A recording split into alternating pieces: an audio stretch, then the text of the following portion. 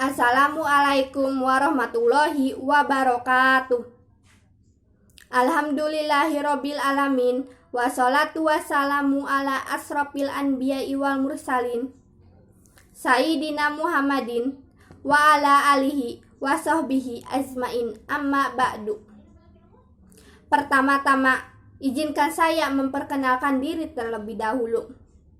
Perkenalkan, nama saya Elijah Rahmawati dari kelas B Prodi Manajemen. Saya akan menjelaskan bab akhlak. Akhlak secara etimologi berarti perangai, tabiat, budi pekerti, dan sifat seseorang.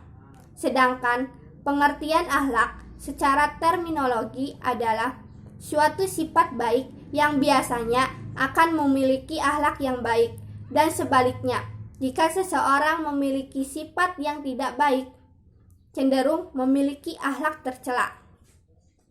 Kata akhlak diartikan sebagai suatu tingkah laku, tapi tingkah laku tersebut dilakukan secara berulang-ulang.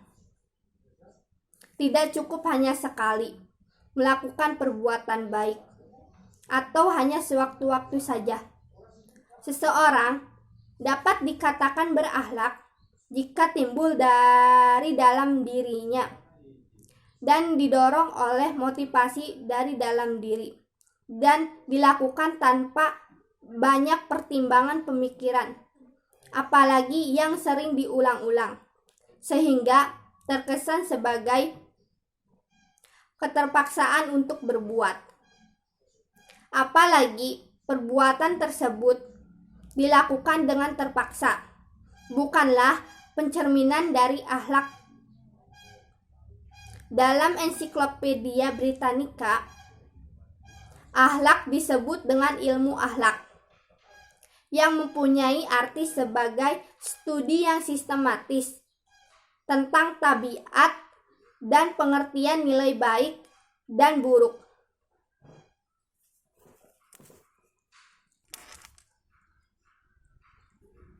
Seharusnya benar, salah, dan sebagainya tentang prinsip umum, dan dapat diterapkan terhadap sesuatu. Selanjutnya dapat disebut juga sebagai filsafat moral. Landasan dasar akidah Islam adalah Al-Quran dan hadis, yakni kitab Allah dan sunnah Rasulnya. Dari kedua landasan itulah dijelaskan kriteria demi kriteria antara kebaikan dan kejahatan, keutamaan dan keburukan, terpuji dan tercela. Kedua landasan itu pula dijadikan cermin dan ukuran akhlak muslim. Landasan dasar yang menjadi tumpuan tempat bangunan akhlak yang terpuji dan baik, yaitu takwa. Semakin tinggi ketakwaan seseorang, akan semakin baik pula akhlaknya. Semakin rendah nilai takwa seseorang, akan semakin rendah pula kualitas akhlaknya. Ada 4 hal yang harus ada apabila seseorang ingin dikatakan berakhlak. Yang pertama, perbuatan yang baik atau buruk. Yang kedua, kemampuan melakukan perbuatan. Yang ketiga, kesadaran akan perbuatan itu. Yang keempat, kondisi jiwa yang membuat cenderung melakukan perbuatan baik atau buruk. Akhlak bersumber pada agama. Perangai sendiri mengandung pengertian sebagai suatu sifat dan watak yang merupakan bawaan seseorang. Pembentuk perangai ke arah baik atau buruk ditentukan oleh faktor dari dalam diri sendiri maupun dari luar, yaitu kondisi lingkungannya. Lingkungan yang paling kecil adalah keluarga. Melalui keluargalah kepribadian seseorang dapat terbentuk. Menurut Al-Ghazali menyatakan bahwa akhlak adalah perangai yang melekat pada diri seseorang yang dapat memunculkan perbuatan baik tanpa mempertimbangkan pikiran terlebih dahulu. Akhlak terbagi menjadi dua jenis, yaitu akhlak baik al-hamidah dan akhlak buruk az-zamimah. Yang termasuk akhlak baik al-hamidah yaitu jujur, asidku,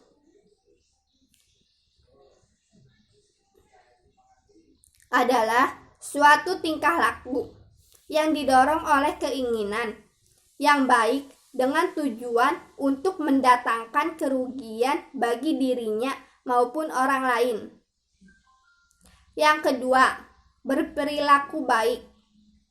Husnul khuluq adalah suatu reaksi psikis seseorang terhadap lingkungannya dengan cara yang terpuji.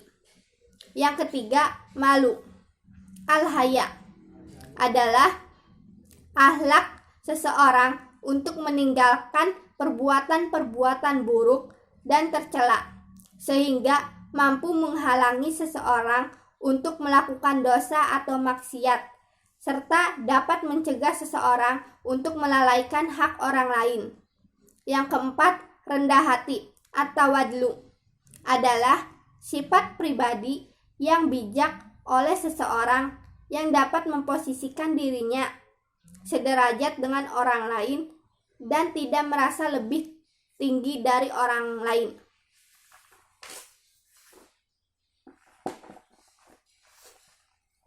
Yang kelima, murah hati. Al-hilmu adalah suka memberi kepada sesama tanpa merasa pamrih atau sekedar pamer. Yang keenam, sabar as-sabr adalah menahan atau mengekang segala sesuatu yang menimpa diri kita. Yang ketujuh, amanah. Yang kedelapan, adil. Yang kesembilan, kuat. Yang kesepuluh, benar. Yang termasuk akhlak buruk az-zamimah yaitu mencuri atau mengambil yang bukan haknya, iri hati, membicarakan kejelekan orang lain, bergosip, membunuh, segala bentuk tindakan yang tercela dan merugikan orang lain, sombong, egois,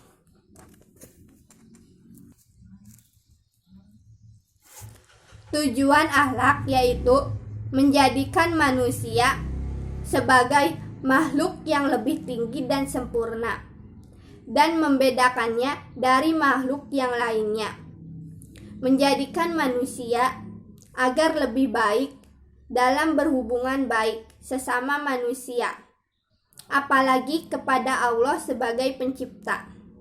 Sedangkan ilmu akhlak bertujuan untuk mengetahui perbedaan-perbedaan perangai manusia yang baik dan buruk, agar manusia dapat memegang dengan perangai-perangai yang baik dan menjauhi diri dari perangai-perangai yang jahat, sehingga terciptalah tata tertib dalam pergaulan masyarakat. Ruang lingkup akhlak. 1. Akhlak pribadi. Yang kedua, akhlak berkeluarga. Yang ketiga, akhlak bermasyarakat. Yang keempat, akhlak bernegara. Terima kasih. Wassalamualaikum warahmatullahi wabarakatuh.